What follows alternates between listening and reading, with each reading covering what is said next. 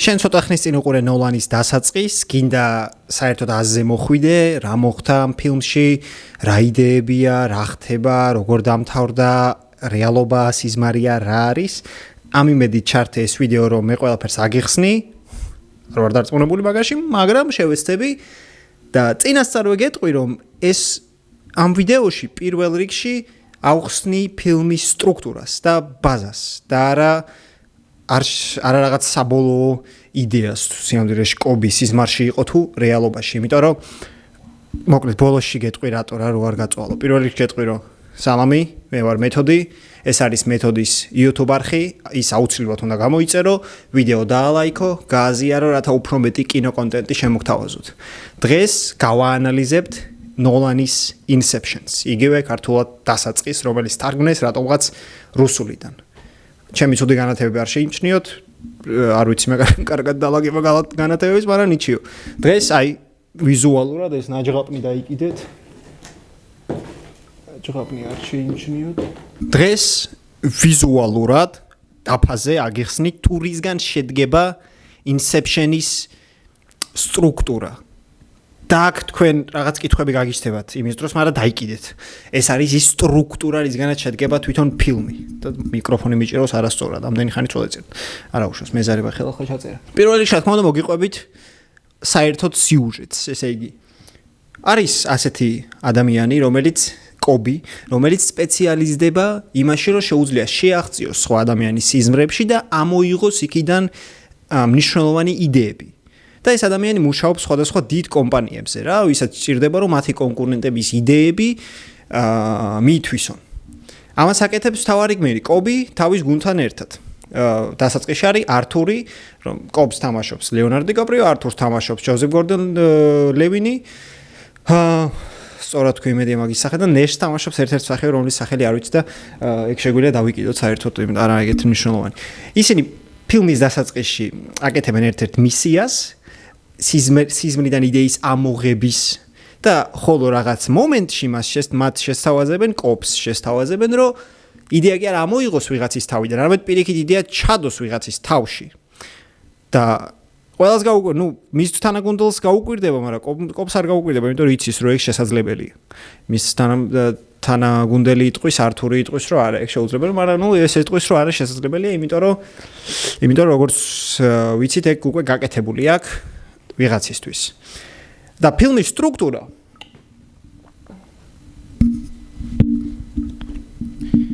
იწყება ძალიან საინტერესო. მოკლედ, ჩვენ გვაქვს ასე ვთქვათ, სწორი ხაზი, რაც იქნება რეალობა ფილმის მსვლელობის დროს, ეს იქნება, სისწორეში არ დამდოთ ბრალი, არ ვარ არქიტექტორი არა ვარ, მაგრამ ნიჩიო.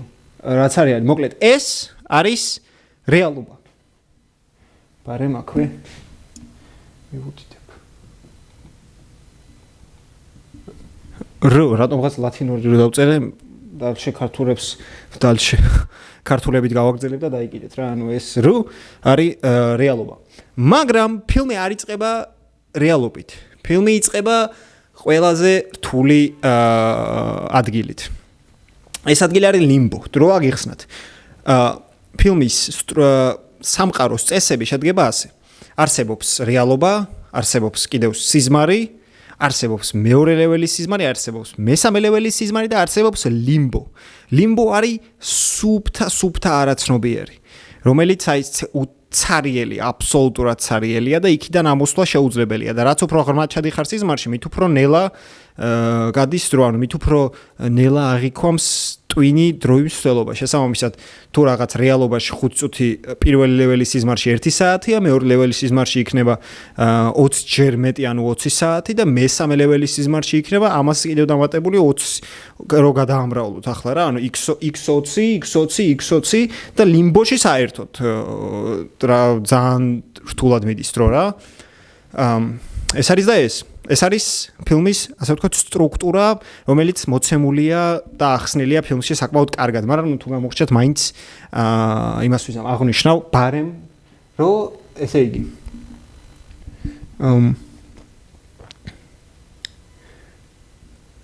ესე იგი არის რეალობა, რომელიც არის x-ი არის ასე x ეს იყოს რეალობა, ანუ დროის ცვლილება რეალობაში. დროის ცვლილება სიზმარში, ანუ ეს არის x 20. დროის ცვლილება მეორე ლეველის სიზმარში, ეს იქნება x 400, ხო? 20/20 და აქ შესაბამისად იქნება x 20 კუბში, რამდენია? 400/20 გამოვა 8000, ხო? არა. კი. 8000. ანუ აქ გასული დრო, რეალობაში გასული დრო იქნება აქ გასული მესამე ლეველის სიზმარში პიზდეცი რა სრული. ანუ ძალიან ნელა გადის. შემდეგ მოდის ლიმბო და ამას პარემ დავაწერე, ესე იგი. რეალობა იმედია ჩანს ცოტათი მაინც. პირველი ლეველის სიზმარი, მეორე ლეველის სიზმარი, მესამე ლეველის და შესაბამისად მეორე სუბოლოში არის ლიმბო, რომელიც ესე იგი რომ გადავამრავლოთ, იქ გამოდის რამდენი? 8000/20, ეს იქნება 16000.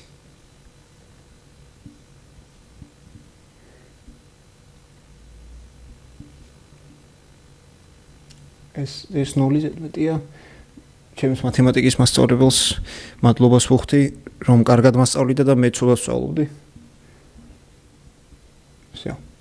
x მოკლედ, ეს არის სამყაროს, ასე ვთქვათ, soft შენება inception-ის, აი ეს სტრუქტურა. დაიგეთ აბსოლუტურად ეს სტრუქტურა. არაფერი არ გჭირდებათ, გარდა იმისა, რომ თუ ეგეთი ნერდები ხარ და თუ ეგრე ძალიან გინდათ, რომ ამაში ჩახვიდეთ, ჩადით ბაზარი არა, მაგრამ არაფერი არ გჭირდება, დაჟე ეს შეიძლება მე არასწორად გადავაკეთე, იმიტომ რომ მაინც ფილმი ისეთია, რომ არ უნდა ენდო არც ერთ ნათქვამ სიტყვას.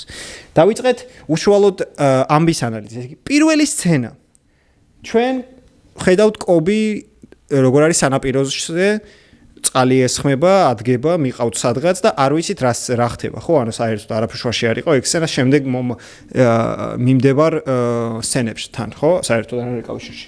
სინამდვილეში ეგ სცენა ბოლოში როგორც ვიგებთ, ხდება ლიმბოში. კობი აქ ხდება თავის დამკვეთს, საიტოს ლიმბოში. ეს იქნება სადღაც აქ, ხო? პირობითად. მერე ჩვენ ავდივართ ზემოთ მეორე ლეველის სიზმარში, სადაც კობი ასრულებს ერთ-ერთ დავალებას. კაკრას საიტოსთან უნდა მოიღოს ინფორმაცია. ავდივართ ზემოთ.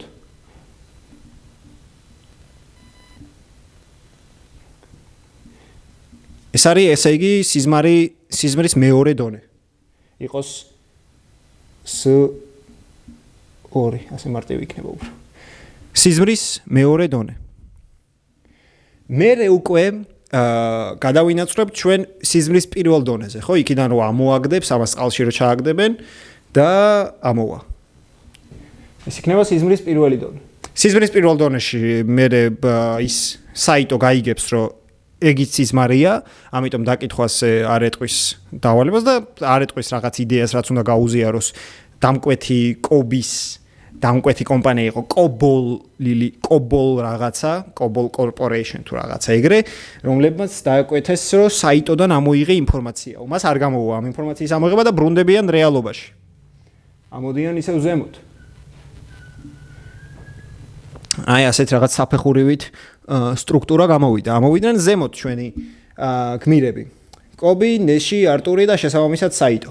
შემდეგ ხდება საინტერესო რამ. საიტო მიდის, როგორც უკვე თქვი, კობისთან. უпростоრად კობი მიდის საიტოსთან, რომ კობოლის კომპანია უკვე კობის ერჩის, რომ იქ ვერ გამოუვიდა, მის არ გამომივიდა, ესე იგი დავალებაო და დამერხევა ხო, რომ დამეთრიო და ბუენოს აირესში მოვხევო რა, ცოტა ხანი გავჩერდებიო, გაქცევაში ვიქნება და მე დავბრუნდებიო, ამას ეუბნება ართურს და მაგას აპირებს. შეხვდება საიტო და რეალობაში და სავაზობს რაც დასაწყისში თქვი, ანუ რობერტ ფიშერის შვილის, რობერტ ფიშერ უმცროსის ტვინში ჩადოს ინფორმაცია, იდეა, რომ მან არ გააგრძელოს მამის ბიზნესი. იმიტომ რომ საიტო არის რობერტ ფიშერის მამის კონკურენტი, რობერტ ფიშერი ხნიერი კაცია და ცოტა ხანში მოკვდება, მაგრამ იმან არ უნდა რომ გააგრძელოს. და ეს იდეა ჩადე იმ რობერტ ფიშერის ტვინში, რომელსაც თამაშობს კილიან მერფი. ბაზარი არაო, ითოთა იყო ყმანა, მაგრამ ნუ დავაიო, ბაზარი არაო და всё. მიცეს დავალება. რას ნიშნავს ეს? ჩვენ გვყავს გმირი, ასე რა ტოკენი არის, მაგრამ ჩვენ გვყავს გმირი, ჩვენ ვიცით სამყარო, ვიცით რა, ზოგადი მონახაზი გვაქვს სამყაროსი, ჩვენ და რაც თავარია, ამ გმირს აქვს მისია, ის თან ხდება თავგადასავალზე და მიდის ამ თავგადასავალში. ეს მიგვანიშნებს იმას, რომ სინამდვილეში აქ თავდება პირველი აქტი ფილმის, რომელიც შეგვიძლია აღნიშნოთ რაღაცნაირად პირველი აქტი. ვიღაცამ შეიძლება თქვას, რომ პირველი აქტი მაშინ თავდება, როცა გუნდი შეიკრებაო, შემდეგ მოვა ორი პერსონაჟი, ესე ქიმიკოსი და ფორჯერი, ანუ ერთი რომელიც რაღაცებს მოიფიქრებს, რომ ღრმაზილს შეიყვანოს და მეორე რომელსაც შეუძლია, რომ აი შეიცვალოს გარეგნულად და რაც საჭირო კაცი აღმოჩნდება იმას. ტომ ხარდი თამაშობს, ამას ვინ თამაშობს აღარ მახსოვს და არც აქვს მაგას არსებითი მნიშვნელობა. მაგრამ რეალურად აქ იწყება, იმიტომ რომ და ბოლოში მიხვდებით რატო, იმიტომ რომ გუნდი და არიადნე რა თქმა უნდა, მნიშვნელოვანი პერსონაჟი. მაგიც მერე მოდის, აქ არ ჩდება. მაგრამ მაინც პირველი აქტი არ გვთავრდება. და მე ახსნი რატო თუ გამახსენდა. თუ არა და მე კომენტარებში დავწერე, მედი არ დავაუწყდება. მეორე აქტი. მეორე აქტში მიდის კობი და ეძებს კარგ არქიტექტორს. არქიტექტორი რას ნიშნავს? არქიტექტორი არის ის, ვინც ვინც სიზმარში ქმნის ამ სიზმრის სამყაროს რა და არქიტექტურას იქაურობს, მაგიტომაც არქიტექტორი. და ამიტომ მივა მამამისთან, ეტყვის რომ ვინმე ჭკვიანი ტიპი მჭირდება, მამის ლექტორია, ეს ეტყვის რომ შენ ხარ ჭკვიანი ტიპი, მე ეს ეტყვის რომ ბრაცი, მე კი ვარ ჭკვიანი, მაგრამ არ გამომივავე და თავარი გამომჩა. პირველ აქტში მოგწეს თავარი გმირი, მოგწეს მისი გუნდი, ნუ ნაწილი გუნდის, მოგწეს სამყარო, მოგწეს მისია და ასევე მოგწეს გმირის თავარი პრობლემა. მისია, იმიტომ ჩაუვარდება აქ, რომ მას შეხვდება მისი ცოლი, რომელიც ნუ არ ვიცით ვინა დასაწყისში, მაგრამ რახან ფილმი გაქვთ უკვე ნანახი და მაგიტო უყურებთ ამას. ეს ცოლი, როგორც ვიცით, არის მკვდარი გარდაცვლილი ცოლი კობის, რომლის გარდაცვალებასაც ის საკუთარ თავს აბრალებს, იმიტომ რომ მასში ჩადო იდეა თავის დროზე, რომ ეს რეალობა არ არის, სადაც ჩვენ ვართ. და ეს იდეა ვერ ამოიღო მან. გონებიდან მოიკლა თავი და კობი მერე საკუთარ თავს ამას აბრალებს და მაგიტო იჩითება მის სიზმრებში როგორც ბრალის პროექცია კობის მაგიტო უჩდება სიზმრებში მელი მის ცოლი რომელსაც თამაშობს მერიონ კოტიარი იმიტომ რომ მისი ბრალია ეგ ბრალის პროექცია ქვეცნობიერის მიერ და ამიტომ ერჩის მას და უშლის ბევრ რამეში ხელს. მათ შორის არქიტექტურაში, ანუ არქიტექტორი უნდა იყოს ადამიანი, რომელსაც მეტად სუფთა ქვეცნობიერი აქვს და შეუძლია ააშენოს სამყაროები ისე, რომ რაღაც ძალიან მძიმე კომპლექსებმა არიჩინოს თავი, რაც შემდეგ საქმეს უშლის ხელს. კობის შემთხვევაში, როგორც მელი უშლის ხელს ის. ეგ იყო პირველ აქტში და გამომრჩა. მე დავბრუნდით მეორე აქტში. ეუბნება მამამის ეუბნება რომ შენ კობი ეუბნება მე არა, მამამის ეუბნება კაი, მაშინ აი ეს გოგო რომელიც მე ბიჭი გახდება, მაგრამ ამას არანაირი მნიშვნელობა არ აქვს. გაიცნობს ამ გოგოს არიადნე, ტყუილ არ ქვია არიადნე, იმიტომ რომ ლაბირინთის მითი თეზევსივითო კობია, ეს არიადნე აძლევს წითელ ძაბს, რის მიხედვით ეს ლაბირინთში გადის და კაკრას ლაბირინთის ხატვის სცენები როა ზუსტად მაგ მომენტში არიადნე დაუხატავს ზუსტად იმ ლაბირინთს, რომელშიც თეზევსი მოხვდა, როცა მინოტავრს ეჭხუებოდა და არიადნე კაკრას ეხმარებოდა. ეგ უბრალოდ თქვი საინტერესო ისაა რა. ფაქტი. ეს ყველაფერი ალაგ-ალაგ არის სიზმარი, მაგრამ ეს უბრალოდ არიადნე აიყვანს არიადნეს თავის გუნდში არქიტექტორად, იქ მერე მომენტია რომ არიადნეს არ მოეწონება, რომ დაინახავს კობი როგორი შერყეულია მელის გამო მელორი, ქართულად მალი, იმედი არა თარგმნია, მელორი ქვია პერსონაჟი, შესაბამისად მელი.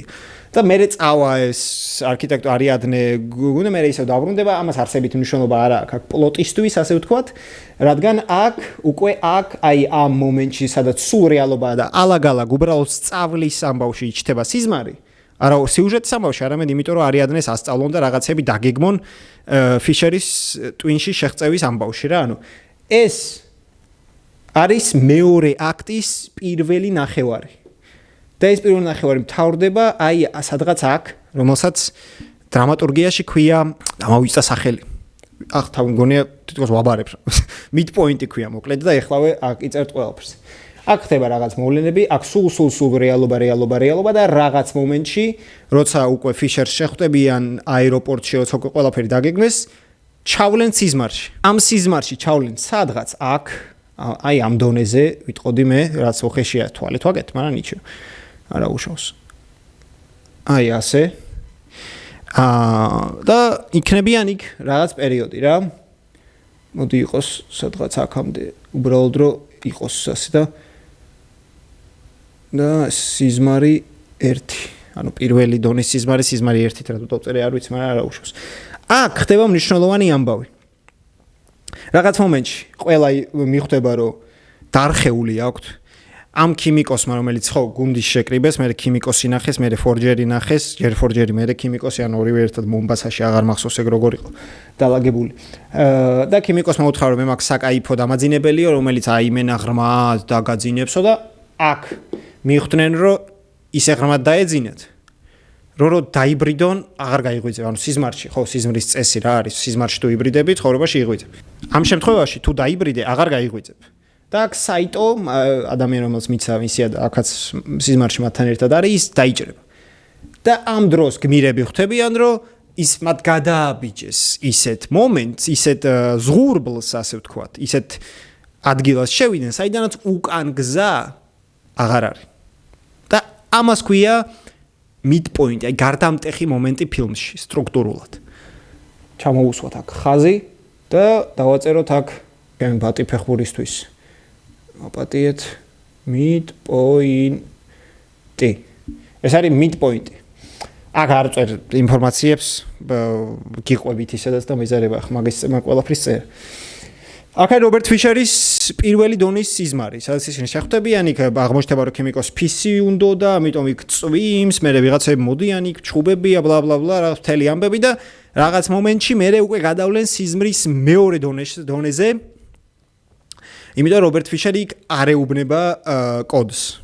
როცა ჩადიან შემდეგ დონეზე, მეორე დონეზე, აქ ჩავიდნენ მეორე დონეზე, აქ უკვე კობი არწმუნებს ფიშერს, რომ აქ სიზმარში ხარო, აქ შეხვდება და სხვა ადამიანად გაასახებს თავს და ეტყვის რომ აი სიზმარში ხარ და მე ახლა გეხმარები რომ ამოხვიდე სიზმრიდან, ამით ნდობაში შედის ფიშერთან. კილიან მერფის პერსონაჟთან. შევიდნენ ნდობაში აქ. ამ დროს ასევე ის მოვლენა ხდება, რომ კობი უფრო ახლოს ეუბნება არიადნეს თავის გასაჭირს, მელის ისტორიას. ჯერ ბოლომდე არ მოუყვა რა მოხდა, მაგრამ მელმა უფრო კარგად იცის, არიადნემ უფრო კარგად იცის რა წუხებს კობის და ვინაა მელი. ტყულა არ ქვია არიადნე, იმიტომ რომ ნებისმიერ შემთხვევაში მთავარ მოლაბირინთეს უნდა დაეხმაროს. და ამიტომ ქვია არიადნე. სიზმრის მეორე დონე. ამ მეორე დონეში ისინი დაარწმუნებენ ფიშერს, რომ მათი ისინი არიან, მეგობრები არიან, ბლა ბლა ბლა, დასახმარებლად მიდიან და ამიტომ რაც თავარია ფორჯერი გადაიქცევა ფიშერის ახლობლად, ამოვიწყდა ვიღაც რწმუნებულ პირთან, ასე ვთქვათ, მამამისი ფიშერის. შედიან ესე იგი უფრო ღრმად ქვეცნობიერში, ღრმად ასე. ჩადიან მესამე ლეველში, სადღაც უხეშად რო ვთქვათ, აი აქ. იქ თუოთ დაუხაზე. აი არა უშავს. სანამ ესე იგი ამ მესამე სიზმარში იბრძვიან ზამთარი როა და სასახლესავით რაღაც როა და იქ რო იბრძვიან ეს ტიპები რა ქვია ეს გუნდი. ამ დროს კობი და არიადნე ცდილობენ კობი გამოაჯანსაღონ და მოაცილონ ამ მელის წევლისგან, სადაც ესე იგი და ამიტომ გადაწყვეტენ რომ ორივე ერთად ჩავიდნენ ლიმბოში, იმიტომ რომ ამ მთელი ისტორიის განმავლობაში განსაკუთრებით აქ მელი სულ ხელს უშლის კობის სულ და ყელშია უკვე რა და ეს ერთმანეთს საქმეს უშლის ხელს და ამიტომ უნდა მოორჩეს ეს ადამიანი. ფსიქოთერაპია უნდა ჩაიტაროს, ასე ვთქვათ, ექსტრავაგანტული ცოტა. და ჩავლენ ლიმბოში არიადნე და ეხმარება რა თქმა უნდა კობის რო ჩავიდეს ლიმბოში. ეს იქნება სადღაც აი ასე ლიმბო. აი ცოტა მოკლე გავაკეთოთ. ლიმბოში ხდება საინტერესო ისტორია. კობი უყვება არიადნეს საკუთარ ამბავს თუ როგორ ჩავიდნენ ეგ და კობი და მისი სოლი ლიმბოში იყვნენ 50 წელი დააშენეს ყველაფერაც მე მოწყინდათ მე მიხვდნენ რომ გამოყლევდებოდნენ და ამიტომ თავი მოაკლევინ ამიტომ მატარებელს as ლიანდაგებზე ანა კარენასავით დადეს თავი ორივემ და всё გადაუარეს და კობიმ დაარწმუნა მელი რომ აი ჯობს ზემოთ ავიდეთო რა ადიან ისინი რეალობაში განარეალობაში ადიან ეგ არ ვიცი და მაგას მე გავარკვევთ და მელი დარწმუნებულია რომ ის სიზმარშია მაგრამ ანუ ჩაუტარებენ ფსიქიკურ რაღაც ტესტებს ყველაფერს და დადგენენ რომ ჯანმრთელია, მაგრამ დარწმუნებულია მაინც რომ სიზმარშია და რაღაც მომენტში თავს მოიკლავს და კობი ამის მერე სულ საკუთარ თავს აბრალებს ამის სიკვდილს, იმიტომ რომ ამან ჩაუნერგა თავში იდეა რომ სინამდვილეში ეს სიზმარია. ეხლა სადაც ვართ. მაგრამ ვერ მიხვდა ეგ თავის თუ ვერ გაიაზრა ლიმბოში. ან გაიაზრა, არ ვიცით. ეგ არ ვიცით. და შეიძლება ვაფშე საკუთარი თავის სიზმარში გონია სულ. ეს არის ლიმბოში. მელი გამოჩნდება, იჩხუბებენ და არიადნე ესვრის პირდაპირ შუბლში დაატაკებს ტყვიას. მელს და მოკლავს და всё. განიკურნა კობი, ასე ვთქვათ. კობის კათარზისის შედეგად, როცა არიადნე მოკლავს მელს, როცა ლიმბოში არიან და როცა უკვე გადაწყვეტენ ამ მომენტში თავდება მეორე აქტი. ამიტომ შეგვიძლია ასე ვქნათ. და აი ასე მიდის მეორე აქტი. ეს წავშალოთ. ანაირი არის ეს რას გავს. აქტი, მეორე აქტი. მეორე აქტი რეალურად არ თავდება იქ, სადაც გმირები მისიას შეასრულებენ, რაც აქ იყო დანიშნული, არამედ თავდება იქ, სადაც კობი შეასრულებს თავის პირად მისიას, რის გამოც წამოიწყო პრინციპში ეს ყველაფერი. ასე, ხო, დამოვიწყდა მე თქვა, რომ კობის და მელს ორი შვილი ყავთ. ეს ორი შვილი მიტოვებულები არიან იქ, სადღაც გაუგებარ ადგილას და კობის უნდა ამ შვილებთან დაბრუნება და ამიტომ ამ უკანასკნელ მისიას ასრულებს, რათა იმედი აქვს, რომ ამით შეძლებს შვილებს დაუბრუნდეს და რაც თავარია რეალობაში ყველა მელის სიკვდილს აბრალებს კობის ამის თქმა დამოვიწყდა და ესაა მისი ერთ-ერთი პრობლემა რა და ამიტომ უნდა ეს ასე კარგად ნათქვამი არა მაგრამ როგორც მახსოვს და ამიტომ უნდა ფული ასე ვთქვათ როგორც ხვდები ამ მისიით შესრულებული და რომ გათავისუფლდეს მაგრამ ამ ყველაფერს ამ ახსნებს და ამას აი ამ კონსტატაციას არანაირი მნიშვნელობა არ აქვს ბოლოს შეგეხსნით რატომ აქ მესამე აქტში ისევ ლიმბო ფიშერი ესაუბრება მამამის, სადაც მამამისი ეუბნება რომ მე არ მინდა რომ შენ მე და მე მსგავსო. და всё, ამით უკვე ჩაუძება თავში, რომ მისი კომპანია არ უნდა გააგრძელოს და ახალ რაღაცეებს მიაწვეს. всё, მისია შესრულებულია, ხალხი ამოდის ნელ-ნელა ზემოთ. dream level-ებით ზემოთ რა. ეს შეგვიძლია პრინციპში დაახლოებით ასეთნაირად დავხატოთ. რაღაც მომენტში ხო გვახსოვს სცენა, სადაც რობერტ ფიშერია, აქ ანუ აქიდან ასე მესამე ლეველში ამოსული ყველა დანარჩენი და დიკაპრიო არ არის. ამიტომ გავაკეთოთ ეს, დიკაპრიო გარდა კობი. გავაკეთოთ აი ეს ხაზი ზემოთ, დაბრუნდნენ რეალობაში დანარჩენები და აი ამან და საიტომ, რომელსაც აქ შეხვდა ასევე, ხო, საიტო ტიპი რომელიც სადღაც აქ დაიჭრა, სადღაც აქ მოკვდა, მერე გაიჩნდა აქ, რომელიც აქ იყო, აქ შეხვდა და აქ მერე გადაიკვეთენ ეგორი ერთმანეთში, რომ აი ბრატუხა შევხვდით, ნახე, შენ რა ბებერი ხარ, ღმერთოჩო, მე კიდე ახალგაზრდა ვარ, მაგრამ ალბათ მეც და მერხა. ეს ორი მერე ერთმანეთს მოკლავენ და ეგრევე ხედავთ როგორ ამოვლენ ზემოთ. ეგრევე ხედავთ ყველას. აეროპორტი კი არა და ჯერ თვითმფრინავი, მერე აეროპორტი, ის კაი მუსიკა რო რაღაც უცნაური და ხედავთ მამას, მაიკლ კეინს. ბოლოში. და всё, ანუ ყველაფერი დაალაგდა და მიდის და ბოლო სცენა სადღაც აქ. მიდის სახლში შვილებთან და მთავრდება, მაგრამ მე ყველაზე მთავარი გამორჩა რომელიც რეალურად ბოლოსთვის შემოვინახე, უბრალოდ სტრუქტურა მინდა დამეხსნა. ეს უკვე არის მესამე აქტი. და პრინციპში დასასრულიც აგერ გვაქვს შენ ხარ ჩემი ბატონი. გადავიდეთ, მოდი რევიზია გავაკეთოთ. აქ ჩვენ გვაქვს ისტორია, რომ ჩვენ ვიცით ვინ არის კობი, ჩვენ ვიცით რა სამყაროშია ის, ჩვენ ვიცით რა აწოხებს მას და ჩვენ ვიცით რა დავალებული მას. აქ ჩვენ ვიცით რა როგორ დაგეგმა კობიმ მთელი ამბავი, ვინ შეკრიბა, აქ უკვე გადავიდა შესასრულებელი დავალების სივრცეში. მიხვდა რომ უკან გზა აღარ აქვს, ამიტომ ყველაფერი გასერიოზულდა, სიკვდილ სიცოცხლის ამბავია და არა უბრალოდ ამ მისიის შესრულების. აქ ყველაფერი შეასრულა, აი აქ გახდა სხვა ადამიანი, განიკურნა და აი აქ ყველაფერი დაალაგდა, მისია შესრულდა და არიან რეალობაში და ბავშვებთან და მთელი ამბები. მე გამოვტოვე სპეციალურად ტოტემის ამბავი, იმიტომ რომ აბსოლუტური ტუფტაა ეგ. ტოტემი როგორც ასეთი. რატოა ტუფტა? ყველა ამ სფეროში მომუშავე, ყველა გუნდის წევრს აქვს თავისი ტოტემი, რომელიც სიზმარში გარკვეულად მუშაობს და ასე ხვდებიან ისინი და რეალობაში სხვანაირად მუშაობს და ასე ხვდებიან ისინი არიან თუ არა სიზმარში. ტკობის ტოტემი ზრიალებს და არ ჩერდება სიზმარში და რეალობაში ლოგიკურად დაეცემა, ხო? მაგრამ კობის ტოტემი არის ტყუილი, იმიტომ რომ ტოტემის პირველი წესი არის, რომ არ უთხრა სხვას როგორ მუშაობს შენი ტოტემი. კობი ეტყვის მელის ტოტემია ეს საერთოდ.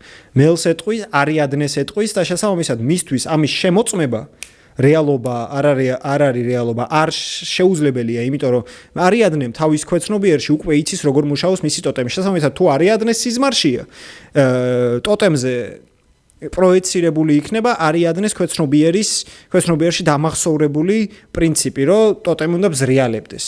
ანუ შესაბამისად არიადნეს სიზმარში თუ ვერ შეამოწმებს. ლოგიკურად საკუთარ სიზმარში თუ იმასაც ვერ შეამოწმებს. იმიტომ რომ ხო იცის ტოტემის მუშაობის პრინციპი სიზმარში. ანუ ეს ტოტემი და ყველა ტოტემზე ეგრეა რა, ახ მეზარება დანარჩენების ახსნები თუ გინდათ იპოვით, მაგრამ ეგ არ არის მიზანი ახ ჩემი, რომ აი მაგდონეზე ავხსნა.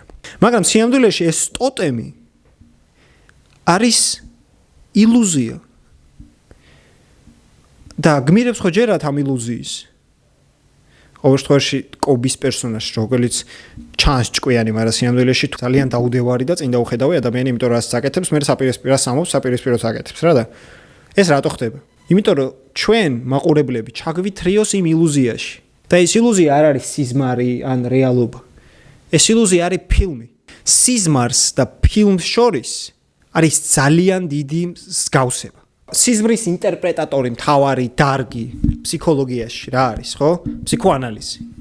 რომელიც გაჩნდა მაშინ, ასე ოფიციალურად, როცა ფროიდმა წაიკითხა მოხსენება ისტერიკაზე. ეს იყო 1800, აი აქ ჩავწერ 1895 წელი.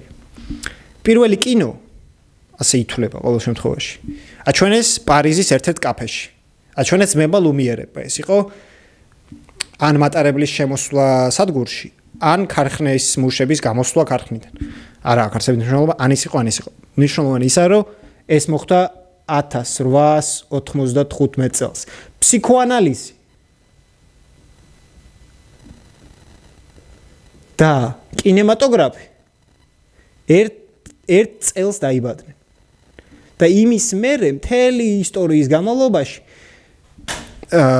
სულ ერთმანეთთან ჭიდრო კავშირში არიან. ფროიდი ვერ იტანდა კინოს, იუნგს უყვარდა კინოს უყვარდა ფროიდიც და იუნგიც, ყველა ნებისმიერი რეჟისორი აიღე, მაგრამ საკუთრებით ჰორორების ყველა ფსიქოანალიზს იყენებს და ფსიქოანალიზურ იდეებს იყენებს საკუთარ ფილმში და აქცევს კინემატოგრაფიულ ხერხად, ასე ვთქვათ. ეს რას ნიშნავს? ეს ნიშნავს იმას, რომ ფილმი თავისთავად ზუსტად იგივე პროექციაა, ოღონდ თეთრ ტილოზე პროექტორის მიერ პროექცირებული სინათლე ზუსტად იგივე პროექცია, როგორც სიზმარი არის ქვეცნობიერის პროექცია.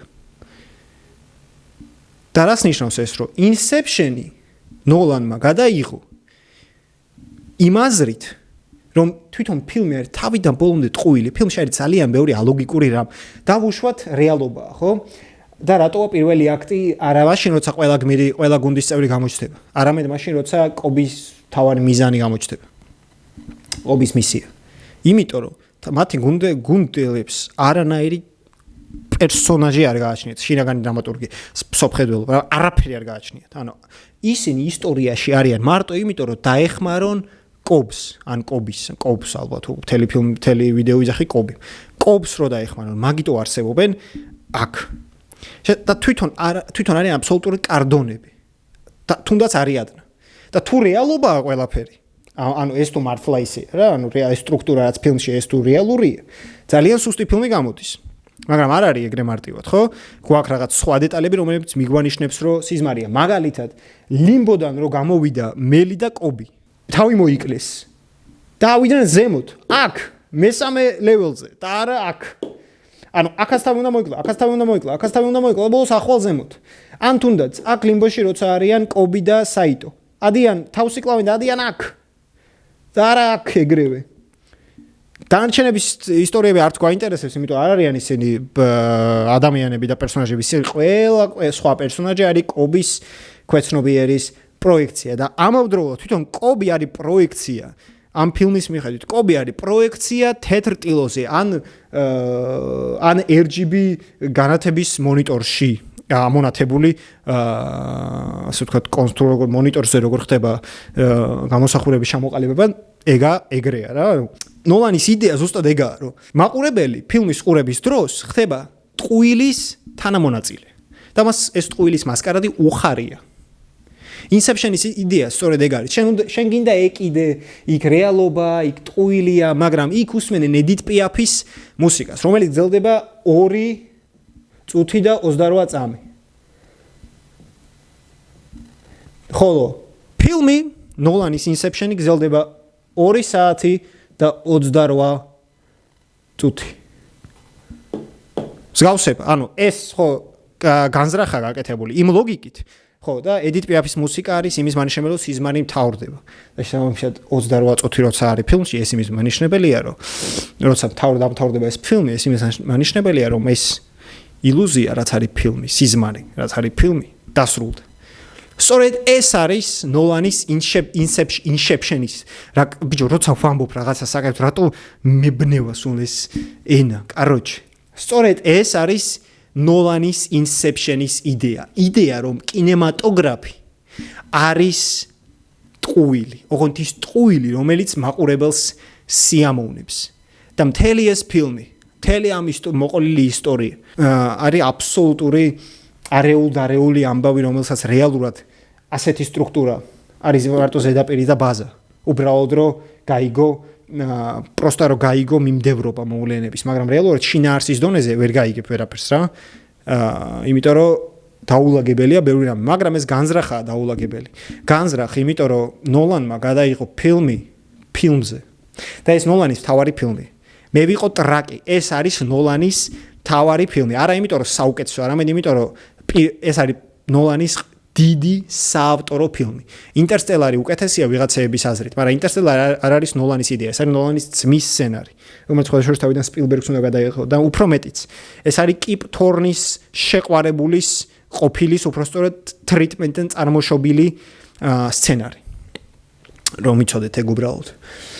ხოლო დასაწყისი არის პირველი ნოლანის საავტორო ნაშრომი following-ის მერე, following-ის დროს მას ფული საერთოდ არ ჰქონდა.